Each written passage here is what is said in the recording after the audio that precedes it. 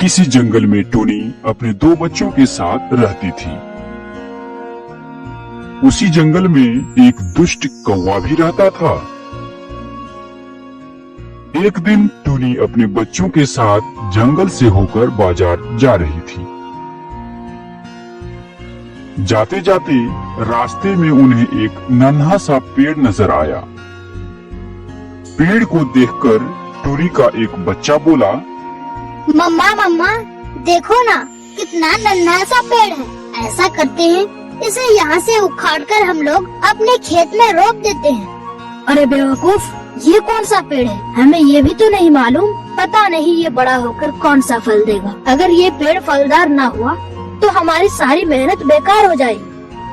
नहीं मम्मा, अगर ये नन्हा सा पेड़ यहीं पर रहेगा तो दूसरे बड़े पेड़ की छांव के कारण ये तो नष्ट हो जाएगा ना। इसीलिए हम लोग इसे यहाँ से ले जाते हैं और अपने खेत में रोप देते हैं। वैसे भी हम लोग अपने खेत में इस साल कोई फसल नहीं उगाई है, तो फिर क्या समस्या है? बच्चे की यह बात सुनकर टूनी राजी हो जाती है। ठीक है मेरे बेटे, जब तुम्हारा इतना ही शौक है तो इसे ले जाकर अपने खेत में रोप देते हैं। इस तरह टूनी उस पेड़ को उखाड़कर अपने खेत की तरफ रवाना हो जाती है और अपने खेत में अच्छे से उस नन्हे पेड़ को रोप देती है।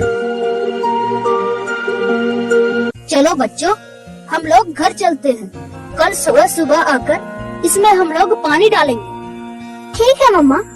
फिर टूनी अपने बच्चों के साथ अपने घर की तरफ चली जाती है।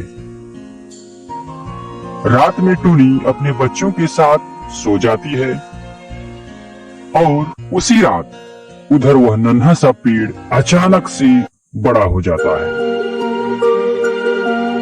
अगले दिन सुबह सुबह जब टूनी अपने बच्चों के साथ खेत आती है तो वह देखती है कि वह नन्हा सा पेड़ बहुत बड़ा हो गया है। अरे ये कैसे संभव है? एक छोटा सा पेड़ एक दिन में कैसे बड़ा हो सकता है? मम्मा मम्मा, हमने पहले भी बहुत सारे पेड़ उगाए थे, कभी तो एक दिन में पेड़ बड़ा नहीं हुआ। यही तो सोच रही हूँ बेटा, कहीं ये जादुई पेड़ तो नहीं? क्या बोल रही हो मम्मी? ये जादुई पेड़ क्यों होगा? आप कुछ भी बोल देती है। मुझे लगता है कि इस तरह का पेड़ बहुत जल्द ही बड़ा हो जाता है। लेकिन एक दिन में इतना बड़ा कैसे हो सकता है? बेटा, मुझे तो कुछ समझ में नहीं आता। मम्मा इतनी चिंता मत कीजिए, मैंने कहा ना कि इस तरह का पेड़ बहुत जल्द ही बड़ा हो जाता है। टूनी और उसके बच्चे इस तरह के विचार व विमर्श करने के बाद अपने घर चले जाते हैं। रात होने पर टूनी अपने बच्चों के साथ सो जाती है। उसी रात उधर पेड़ में अचानक से फल लग जाते हैं। दूसरे दिन फिर टूनी अपने बच्चों के साथ खेत में आती है तो वह देखती है कि उसमें अनेक जामुन लगे हुए हैं। अरे ये क्या हो गया? पेड़ में रातों रात जामुन कैसे फल गया? मम्मा, मतलब ये जामुन का पेड़ है। बल्ले बल्ले, आहा। लेकिन मुझे कुछ समझ में नहीं आ रहा कि ऐसा कैसे संभव है। ये एक दिन में बड़ा हुआ तो हुआ, लेकिन इसमें एक ही दिन में फल कैसे लग गए? मम्मा, तुम बेकार में चिंता कर रही हो। ये जामुन का पेड़ तो हमारा ही है ना। फिर विचारों विमर्श के बाद टूनी अपने बच्चों के साथ घर लौट जाती है। कुछ देर बाद कौवा टूनी के खेत से होकर टूनी से ही मिलने जा रहा था कि उसे जामुन का पेड़ नजर आया और उसने देखा कि उस पेड़ में अनेक पके हुए जामुन फले हुए हैं। ये देखकर कौवा नीचे उतरा। इतना जामुन देखकर कौवे के मुंह में पानी आ गया। अरे रे, टूनी के खेत में जामुन का पेड़, ये कैसे संभव है? कुछ दिन पहले तो देखा था कि उसके खेत में कोई पेड़ नहीं है। कुछ ही दिन में पेड़ बड़ा होकर इसमें जामुन कैसे फल गया? ये सोचकर मुझे कोई फायदा नहीं। फायदा तो तब होगा जब टूनी के इस पेड़ से सारा का सारा जामुन तोड़कर बाजार में बेच आऊंगा। कौवा ऐसा सोचकर अपने घोंसले की तरफ चला जाता है। कुछ देर बाद कौवा अपने घोंसले से बोरी और लाठी लाता है। अभी सही समय है, आसपास कोई नजर नहीं आ रहा है। जल्दी से जामुन तोड़कर बाजार में बेचकर पैसा कमाता हूँ। हा हा हा। ये कहकर जब कौवा जामुन तोड़ने की कोशिश करता है, तभी पेड़ बोलने लगता है।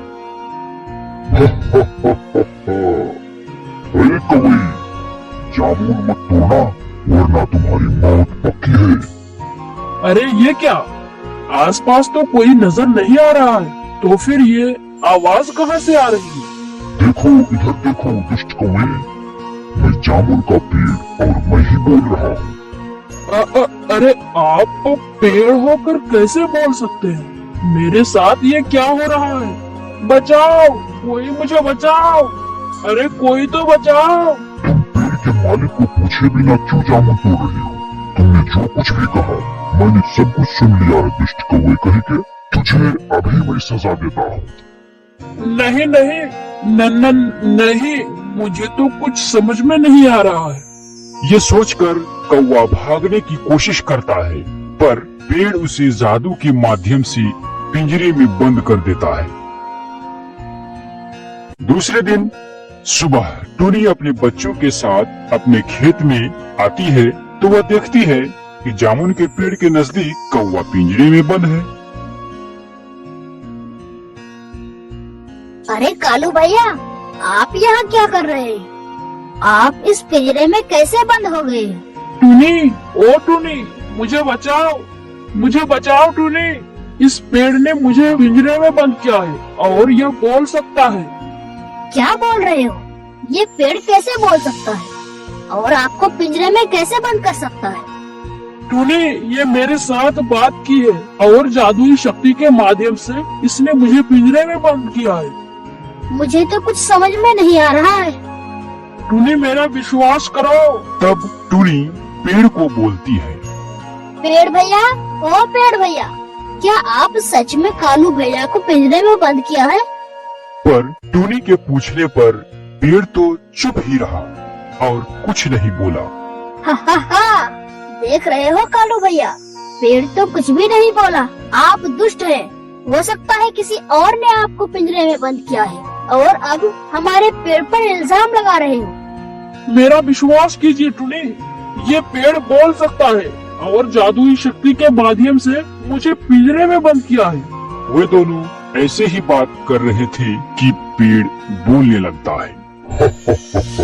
कौवा ठीक कह रहा है, मैं बोल सकता हूँ और मैंने ही कौवे को पिंजरे में बंद किया है।